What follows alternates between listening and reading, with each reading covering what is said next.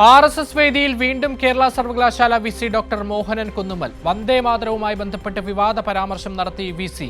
അമ്മ ആരാണെന്നറിയാത്തവരാണ് വന്ദേ മാതരത്തെ എതിർക്കുന്നതെന്ന് മോഹനൻ കുന്നുമ്മൽ. അമ്മ എന്താണെന്ന് അറിയുന്നവർ എപ്പോഴും വന്ദേ മാതരം പറയുമെന്നും VC.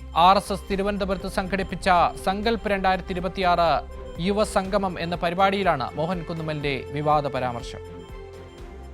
വന്ദേമാതരം പൂർണ്ണമായി പാടുന്നത് എതിർക്കുന്നവരെ രൂക്ഷമായി വിമർശിച്ചുകൊണ്ടായിരുന്നു കേരള സർവകലാശാല vice chancellor doctor Mohanan Kunnummal വീണ്ടും RSS പരിപാടിയിൽ പങ്കെടുത്ത് വിവാദ പരാമർശം നടത്തിയത്. അമ്മയാരെന്ന് അറിയാത്തവരാണ് വന്ദേമാതരത്തെ എതിർക്കുന്നത്. അമ്മ എന്താണെന്നറിയുന്ന ആളുകൾ വന്ദേമാതരമെന്ന് എപ്പോഴും പറയുമെന്നും മോഹനൻ കുന്നുമ്മൽ പറഞ്ഞു.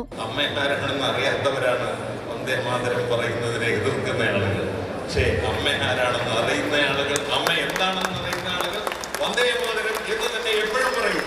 അങ്ങനെയാണ് പറയേണ്ടത്. PSC പരീക്ഷ എഴുതിയാലോ അത് കിട്ടുമോ? കിട്ടണമെങ്കിൽ വേറെ പരീക്ഷകളും കൂടെ നടത്തണം, വേറെ ചില കാര്യങ്ങളും കൂടെ ചെയ്യണം. അത് വിടുക.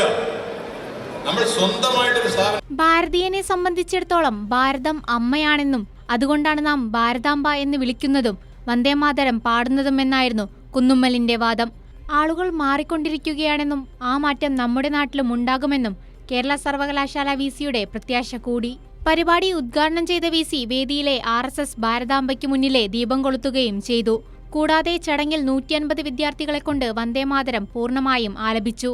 കേരള സർവകലാശാലയുടെ വൈസ് ചാൻസലറായിരിക്കെ ഡോക്ടർ മോഹനൻ കുന്നുമ്മൽ RSS പരിപാടിയിൽ വീണ്ടും പങ്കെടുത്തതും വിവാദ പരാമർശങ്ങൾ നടത്തിയതിനുമെതിരെ വലിയ വിമർശനമാണ് ഉയർന്നത്. കൈരളി ന്യൂസ്, തിരുവനന്തപുരം.